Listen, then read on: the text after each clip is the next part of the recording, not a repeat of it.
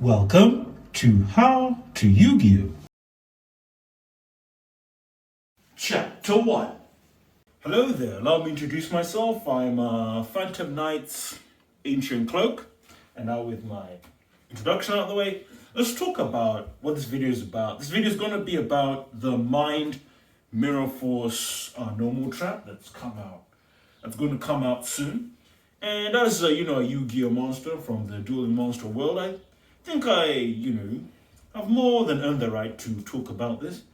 So all I've got to say is that let's get on with the rest of this video. Chapter 2. So let's talk about it. As you can see in front of you, we're going to talk about this normal trap that's coming out sometime this year, and it's called Mind Mirror Force, a normal trap. Let's read its effect. If your opponent controls 5 or more face-up cards, this card's activation and effect cannot be negated. Also, it can be activated the turn it was set. At any of the following timings, negate the effects of as many face-up cards your opponent controls as possible, and if you do, destroy them. Your monsters cannot attack directly until the end of the next turn after this card resolves. Wait a minute, that can't be right. When an opponent's monster has the highest attack, declares an attack. When your opponent activates a monster effect that would destroy a card or cards on the field, when your opponent activates a monster effect in the hand or field during your turn. That's too strong. First of all, let's talk about what this card actually means for board breaking going forward in the future. But before we talk about Mind Mirror Force, let's rewind to 2019 and talk about a card introduced in the TCG and as well as the OCG a year later that has shaped and defined Yu-Gi-Oh! Until this very point. And that card is Nibiru.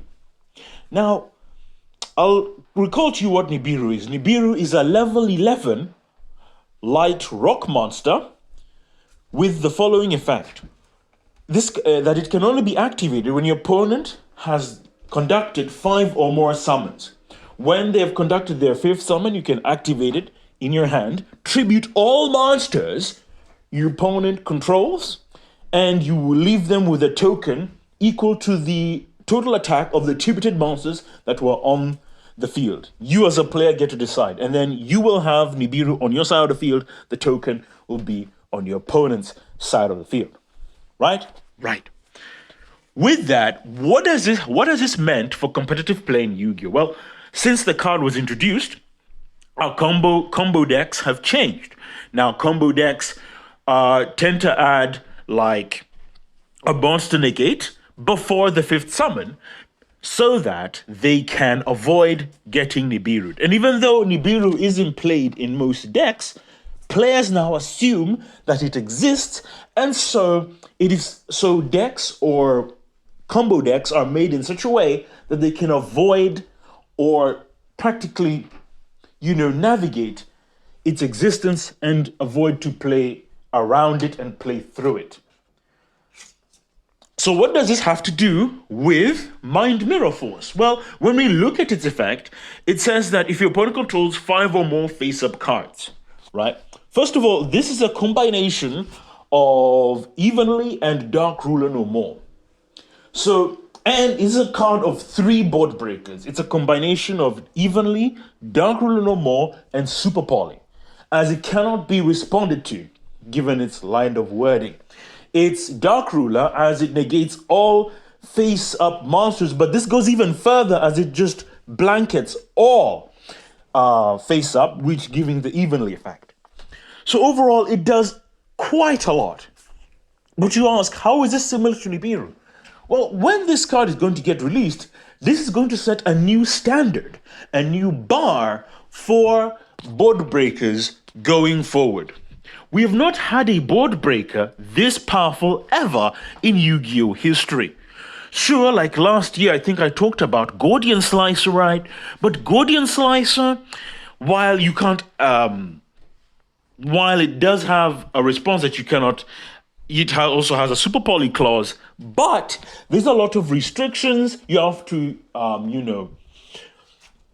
lose cards in your extra deck in order to do the same thing that Mind Mirror Force does. Mind Mirror Force, on the other hand, being a trap, and you can activate this same turn into set, doesn't need all those clauses. The only thing stopping this card's activation is that your opponent doesn't have 5 or more face-up cards that they control.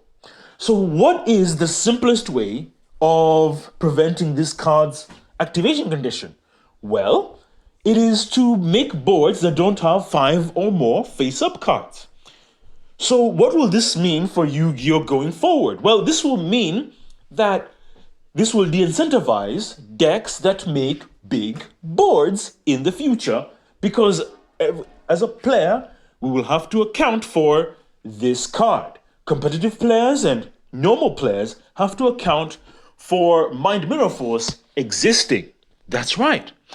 And this will be a self-correcting loop, because boards now in the future will be made that do not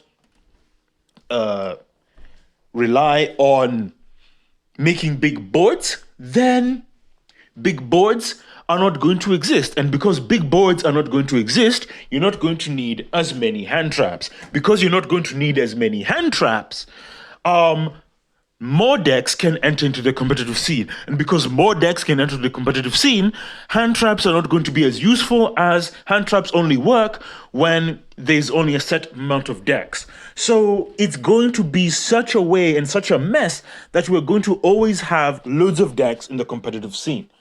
And Yu-Gi-Oh! Is going to be in a very interesting spot at this point. I'm very excited to how going second and to how this card is going to change Yu-Gi-Oh! Going forward. I'm excited for this. And that's all I've got to say. Let's head on to the conclusion. Final chapter. Alrighty, so here we are at the conclusion. And all I've got to say when it comes to the Mind Mirror Force is that this card will change Yu-Gi-Oh! Forever. In terms of board breakers, this will set a new standard of how board breakers are going to be. It's going to have a significant effect on how decks are going to be building boards in the future as soon as this card is released. The fact that this card will exist will be like Nibiru and will force players to not make big boards in the future. As this card exists, it has an activation condition similar to Super Poly. It's got the activation condition of Super Poly, the clearance of Dark Ruin or more, and the ability is well similar to Evenly Matched. It's 3 cards combined into one. Absolutely insane. It's what we love. It's what we've needed going second. And I think this is going to be a welcome change and might be the best board breaker of all time. I'm going to say it right now, because what this card offers, it's simple activation conditions, as we can see here. The way in what it does is going to be huge. It's going to be a bombshell on the Yu-Gi-Oh! As a whole, and I'm excited for it. I'm here for the chaos, I'm here for the carnage, and I'm here for the rubble, the phoenix that will come out of the rubble that this card is going to cause, because it's going to cause a lot of carnage, a lot of chaos. But what we will get out of this for the game is going to be absolutely fantastic, as we will as the game will be reborn from the ashes, and a new, stronger Yu-Gi-Oh! Will come out. And that's all I've got to say. So tune in next time as I talk about more things on this channel. Right? Hope to see you soon. We come to the end of this video. So, as I like to say, you are one step closer to becoming a Yu-Gi-Oh! Master. My fate, right, is in your hands.